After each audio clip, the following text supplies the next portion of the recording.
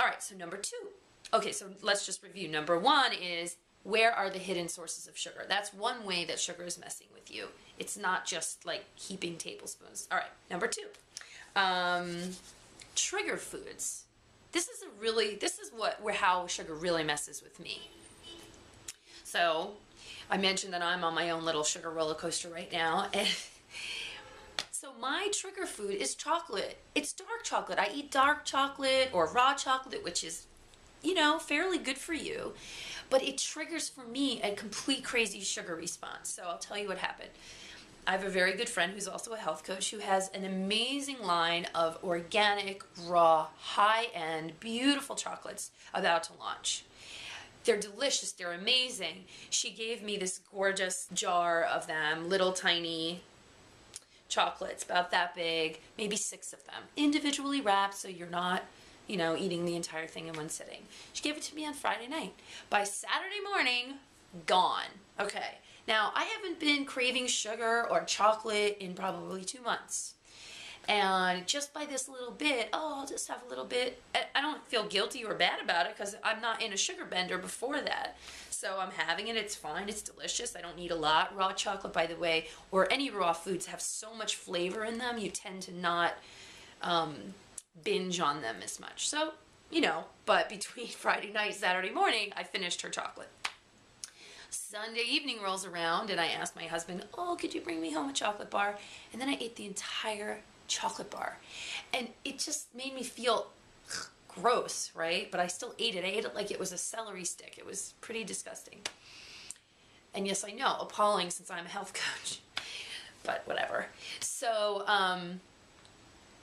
then I got myself together and thought, whoa, Nikki D, you're about to go off on some kind of crazy chocolate bender. You better rein it in. And of course, the next day my husband comes home with this new dark chocolate, amazing. And I had a little bit, but it's sitting in my refrigerator. I want to get rid of it. I'm going to get rid of it. But I sort of wanted to keep it on hand so that I can, really be in it as I tell you what's going on for me.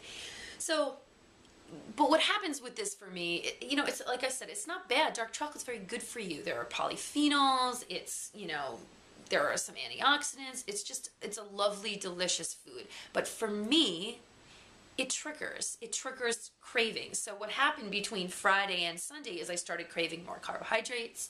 I didn't feel satisfied with anything I was eating. And normally when I'm eating, or in my normal life, I am very joyous and love everything I make and have multitude of ways of finding things to satisfy me. But when I introduce this chocolate, it just throws me off balance. It just knocks me out of my zone.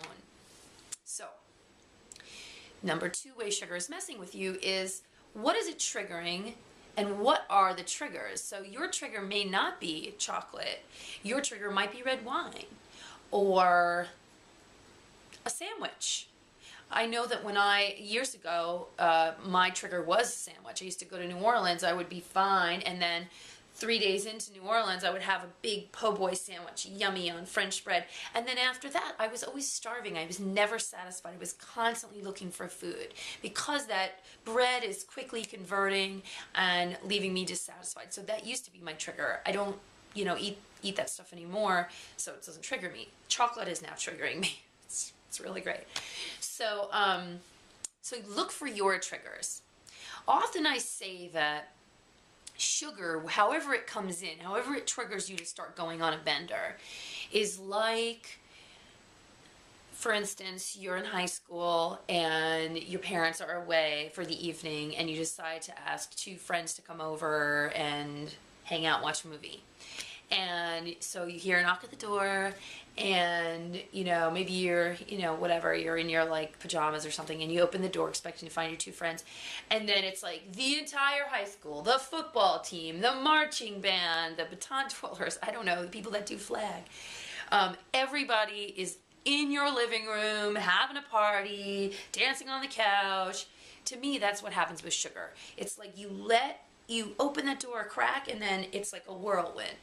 So become aware of what your triggers are. When you become aware, you can make a choice. You can choose. You might not know what to choose, but you can choose to become aware, number one, and then you can choose to figure out how to do it, right? How to get off of sugar.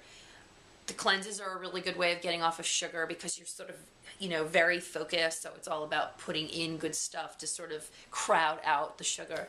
But the very first step in general to, sort of ridding yourself or releasing sugar from your life is knowing where you're showing up. Knowing, number one, where the hidden sources are. And number two, what your triggers are. Could be coffee. I don't know. It doesn't always have to make sense. But just find out. Just be an observer.